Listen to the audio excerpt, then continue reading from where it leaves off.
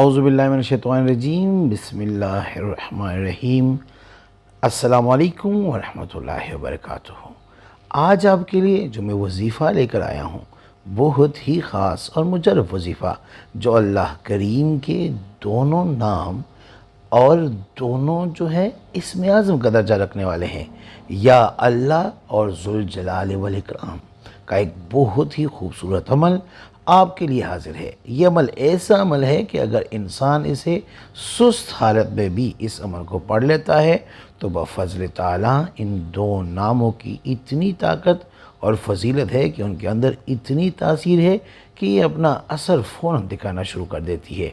और इस्माउल हुस्ना में से इन दोनों नामों को बादशाह जैसी इज़्ज़त मरतबा है और दर्जा हासिल है। ये अल्लाह करीम के ज़ाती नाम या अल्लाह और या ज़ुल जलाल वल इकराम, इन दो नामों का जो वजीफ़ा है, आप पर रिज़्क़ के लिए, इज़्ज़त के लिए, दौलत के लिए, अपने मुख्तलिफ़ दीनी दुनियावी मकासद के लिए और नेक हाजात के लिए इस अमल को कर सकते हैं।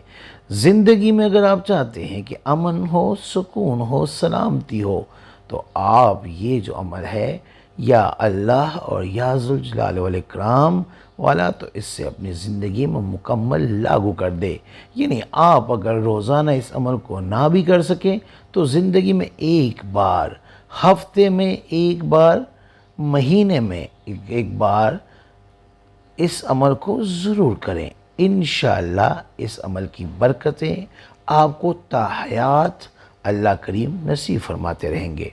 जो आदमी या अल्लाह का वजीफ़ा करता है, या ज़ुल जलाल व इकराम का वजीफ़ा करता है, अल्लाह की रहमत उसकी तरफ लपक कर आती है और उसको अपनी आगोश में ले लेती है। यकीन जानिए कि बंदा जितना भी दुनिया का सताया हो, दुनिया की तकलीफ़ों का सताया हो, जुल्म व सितम के दौर से गुज़र रहा हो, जब इन दो नामों को पकड़ता है तो अल्लाह ताला उसे ऐसा रूहानी सुकून और रूहानी दौलत और इज़्ज़त से माला माल फरमा देते हैं जो उसकी ज़िंदगी आसान से आसान तर हो जाती है। पर गुजारिश करूँगा कि भाई बहनों से कि ज़रूर इस अमल को एक बार अपनी ज़िंदगी में अपने जीते जी अपने लिए ज़रूर करें। इंशाअल्लाह मरने के बाद भी इस अमल की बरकतें कब्र व हशर के अंदर इंसान को नसीब होती रहेगी। इन नामों की इतनी तासीर है, अगर मैं जितना भी ज़ोर दे के बोलूँ फिर भी कम है। हर हफ्ते में एक दफ़ा या अल्लाह या ज़ुल जलाल का वजीफ़ा आप मामूल बना लो।